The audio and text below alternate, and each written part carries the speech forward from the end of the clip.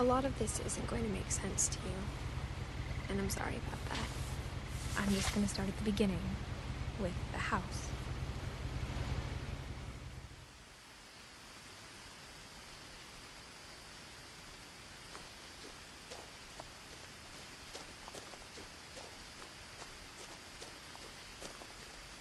I lived here until I was 11, but I wasn't allowed inside half the rooms.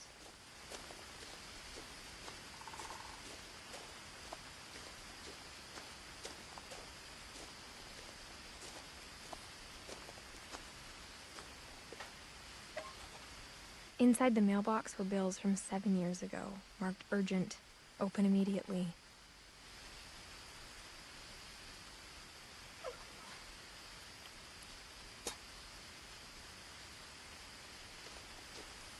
I hadn't been back since my brother Lewis's funeral.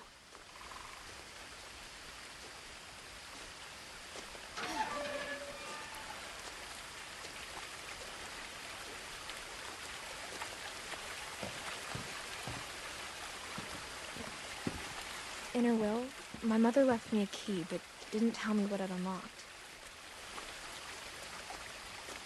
Maybe she thought I'd know. Or she thought that the mystery would be enough to bring me back.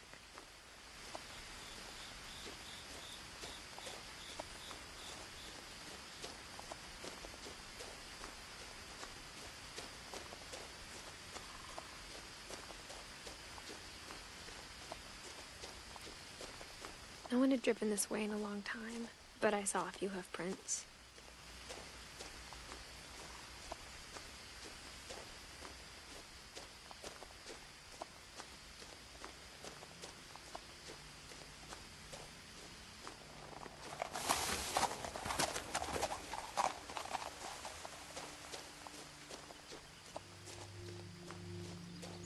The truth is, even after I inherited the house, I never thought I'd come back to it.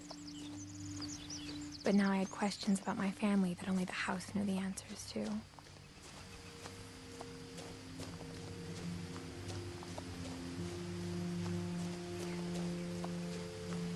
The house was exactly like I remembered it, the way I'd been dreaming about it.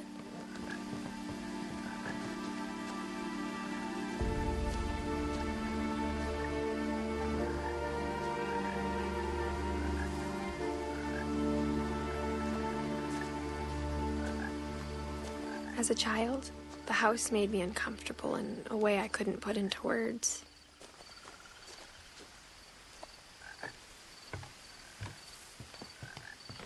Now, as a 17-year-old, I knew exactly what those words were. I was afraid of the house. I hoped the key might unlock the front door. It didn't.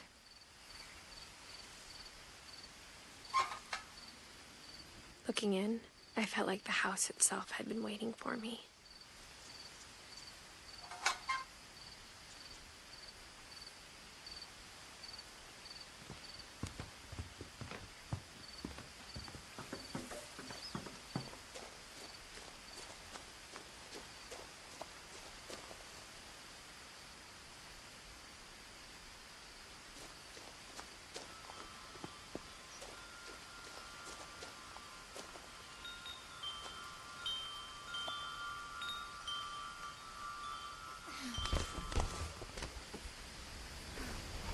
Crawling through the doggy door used to be a lot easier when I was 11.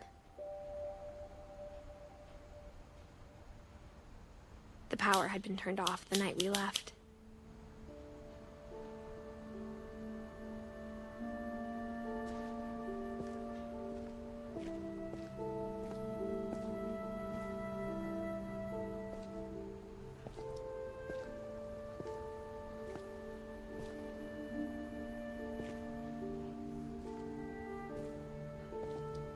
For the first time in years,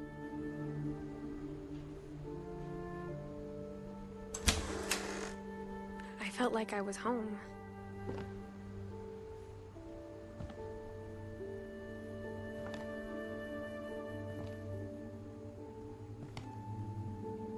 But instead of a family, there were just memories of one.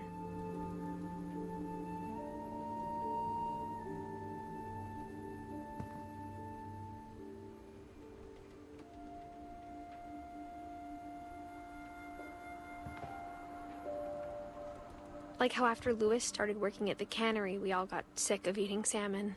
Except our cat, Molly.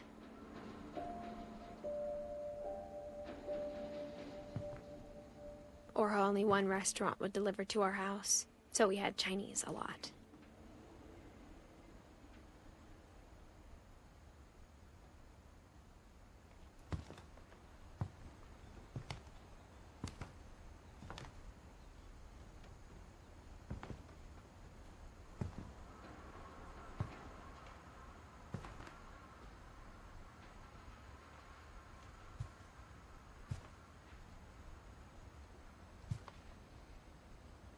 The table was still a wreck from the night we left.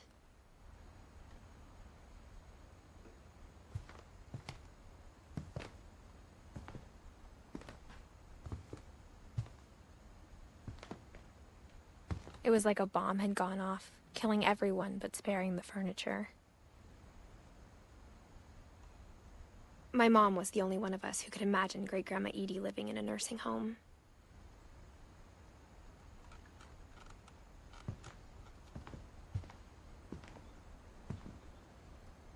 Nothing in the house looked abnormal. There was just too much of it, like a smile with too many teeth. Even the fireplace had a story. Edie told me the bricks came from the original house, after it sank.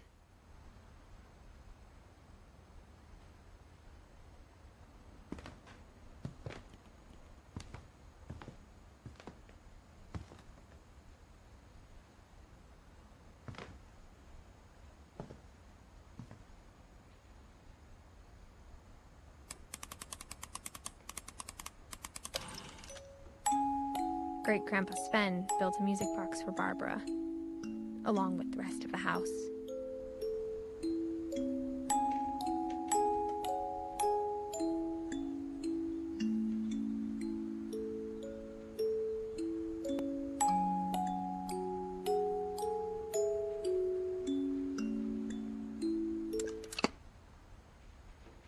Mom always told me to stay out of the basement, so I wasn't too surprised when the key didn't fit.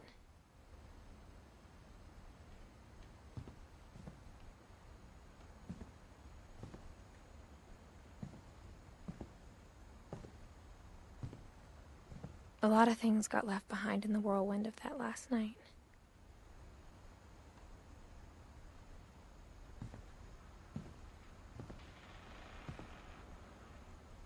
After Milton disappeared, Mom sealed up all the bedrooms. Then Edie retaliated and drilled peepholes.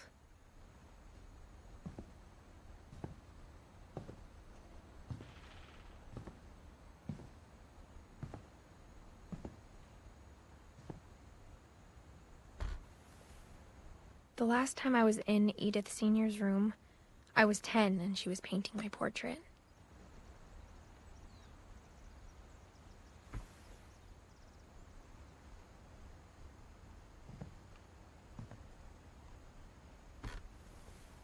As a kid, I just assumed every house had peepholes and sealed rooms you weren't allowed inside of.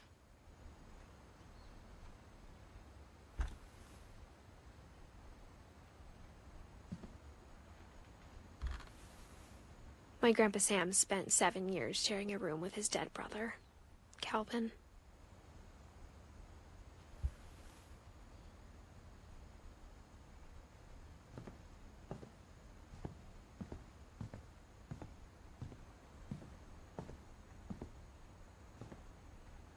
Whenever people ask me about my family, the first thing they always want to know about is Barbara.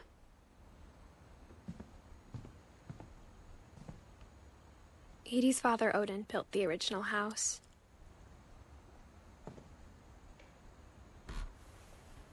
Barbara was a child star for 2 years, until America grew out of it.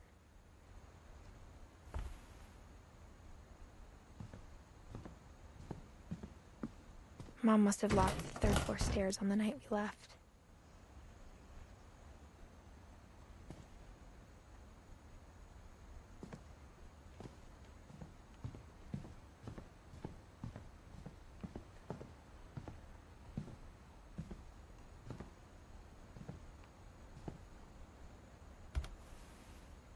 Molly always seemed like a girl I could imagine being friends with, if she hadn't died in 1947.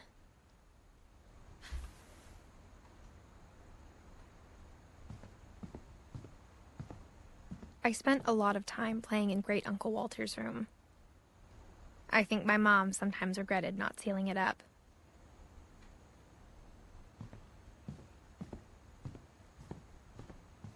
Lewis told me there were secret passages, but I never believed him.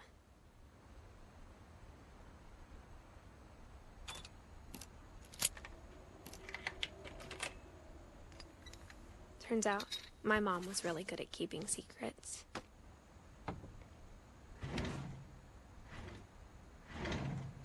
Now it was time to find out what my mom had been afraid of.